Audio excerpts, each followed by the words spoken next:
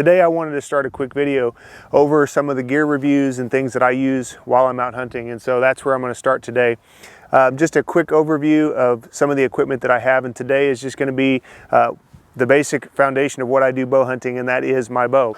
Stay tuned, follow along with the channel, hit subscribe and the bells if you want to stay notified for the upcoming gear reviews that I'll be doing over the next several weeks. And let's go ahead and get started.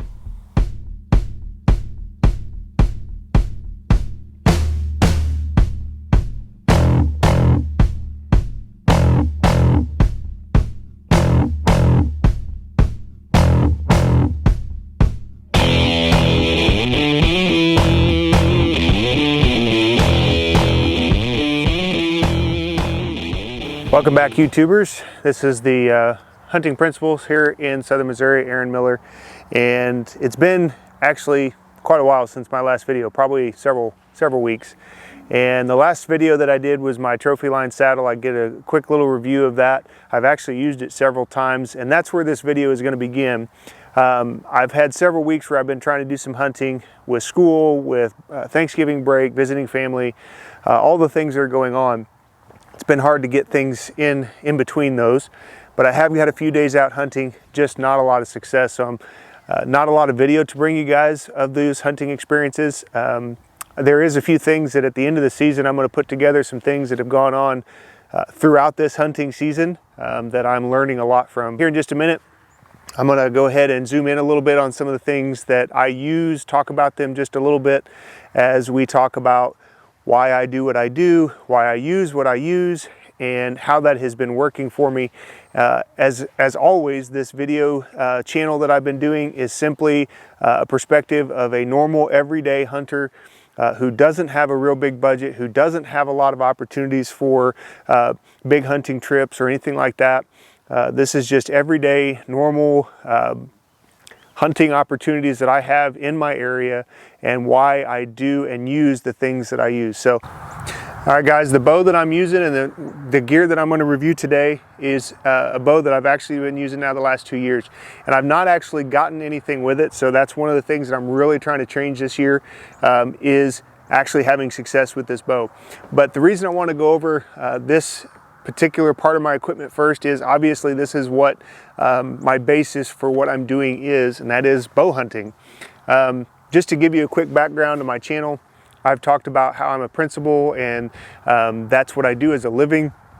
Well, if anybody knows anything about education, it's constant. It's not just be done at 3:30, 3:35 and go home. There's a lot of things that go on. And so during my early educational career, when you're talking about being a basketball coach, you don't have a lot of time during rifle season because it's the middle of your basketball season. You have practices, you have games.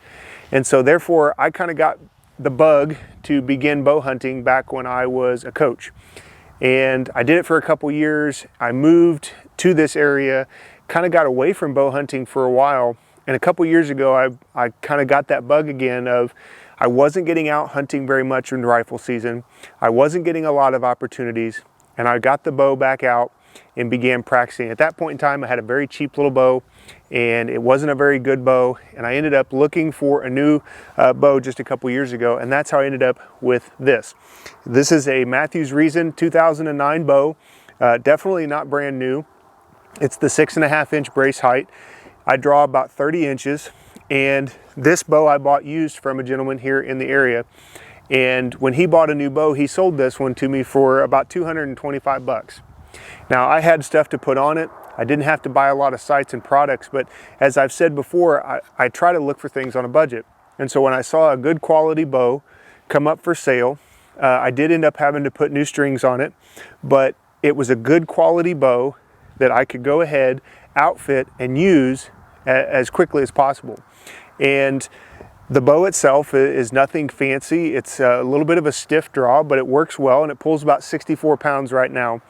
And the only thing that I've done to this bow is basically put the strings on it and use it. I had sights and a rest that I already had on my old bow. I already had some arrows that were 30 to 31 inches long. I had all the things that I needed to go right in and begin bow hunting with this bow. The sights are nothing special. In fact, they're a very old set of Trophy Ridge sights, 3-pin. They have adjustable up and down and left and right, your elevation and windage adjustments that are just your click buttons, which I really liked about it. But it is definitely not anything special. I don't think it would even bring $5 anymore. It's just, it is what it is, but it does work. It sights in very easily. I can adjust my windage and my elevation very quickly, and I like that. The other thing that I use is a whisker biscuit. I did try the drop-aways, but to really spend the money on a good drop-away was hard to do. And the one I had was a very cheap $40 drop-away, and it was not working well for this bow. It was too strong, too fast. So I went back to a whisker biscuit, maybe gave up a little bit of accuracy overall, but I've sighted this one in at 30 and 40 yards consistently. And so I don't feel like I've lost a lot there. And other than that, that's kind of the setup. So what I'm going to do is I'm going to zoom in on just a couple pieces, show you what it is that I use and why, and then I'll finish up this video with just kind of a quick synopsis of what this has done for me so far. Just want to show you a few features of the bow, and then I'm going to move on to finish out this video. I don't want to waste a lot of time. I just want to give you guys an idea of what I'm using. And like I said, this is a Trophy Ridge 3-pin sight. I bought a cheap little LED light off of Amazon to put on it. It has the adjustable windages and elevations, and so you can just loosen it, you can make your adjustments, tighten it back down, and very quick and easy to sight in, which is what I really like. The whisker biscuit is just a cheaper version of the whisker biscuit. I've got another one to replace this one after season. I've shot this one for about a year, a little over a year now, and it's starting to kind of wear out a little bit, so I'm going to replace it. And probably put on a little bit more of a Trophy Ridge whisker biscuit, probably a little bit better version of just their basic model, but it's worked really well so far.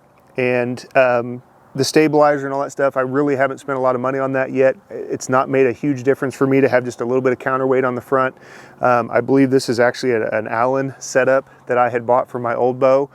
And to be honest with you, I didn't have the time or the money to go out and spend a lot of money on a new setup. So I just took that off, put it on this one. To give you an idea of just a few other things that I do hunt with is I take an opportunity when I see one. And so a lot of the stuff that I have here is used or that I have gotten through maybe trades or wheels and deals and things of that nature. There's several things that I use for arrows, and the main ones that I've been using this year are actually a Walmart brand, the Speed Freaks. And the reason I'm using them is because they are about a 300 to 350 spine. They were actually on sale for $6 for half a dozen.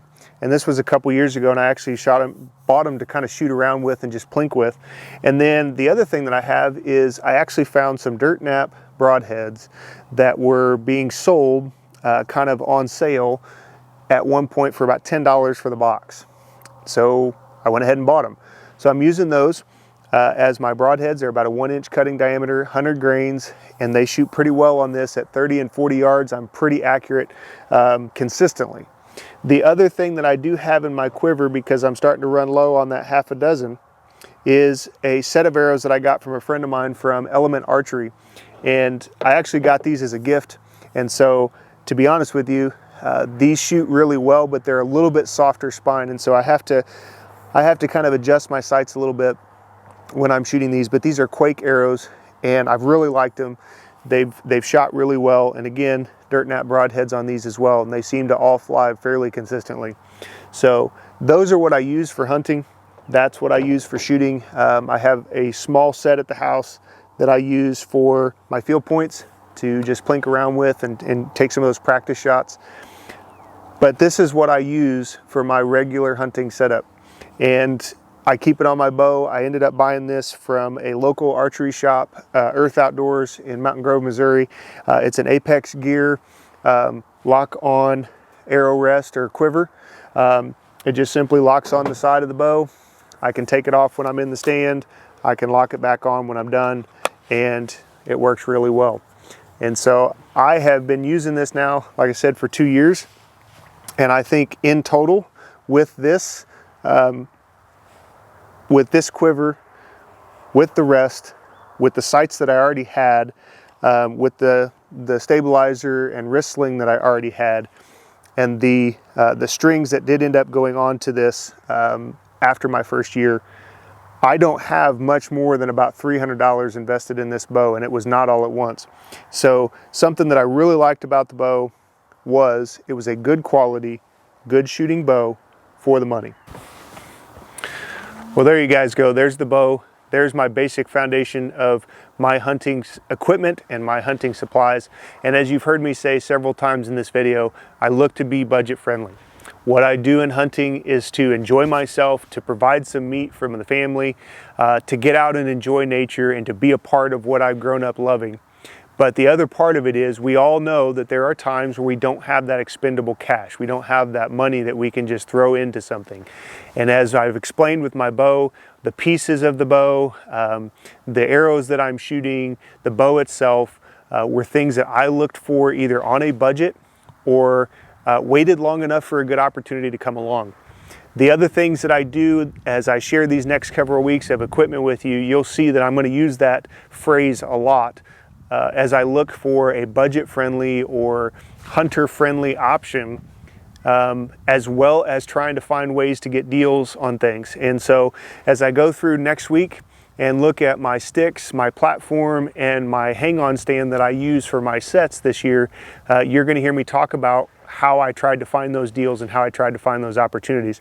So I hope that you guys will stay with me. As I said at the beginning, hit subscribe, follow along. I know I'm a new channel, but I hope you guys are having a great hunting season, and I hope you guys will follow these gear reviews.